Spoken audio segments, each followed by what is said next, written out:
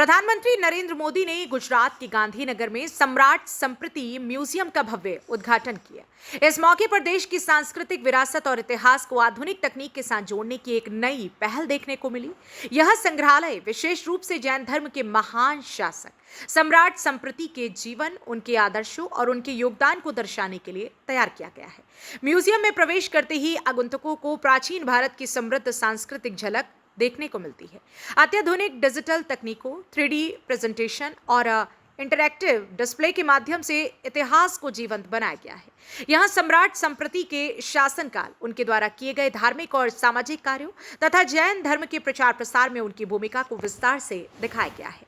प्रधानमंत्री ने अपने संबोधन में कहा कि भारत की पहचान उनकी समृद्ध संस्कृति और विरासत से है और ऐसे संग्रहालय नई पीढ़ी को अपने इतिहास से जोड़ने का काम करते हैं।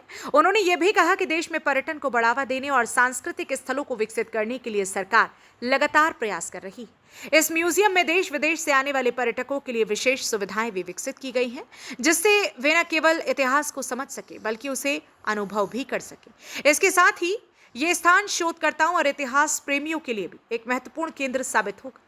सम्राट संप्रति म्यूजियम का उद्घाटन न केवल सांस्कृतिक दृष्टि से महत्वपूर्ण है, बल्कि ये भारत की गौरवशाली परंपरा को वैश्विक स्तर पर प्रस्तुत करने की दिशा में एक बड़ा कदम भी माना जा रहा है।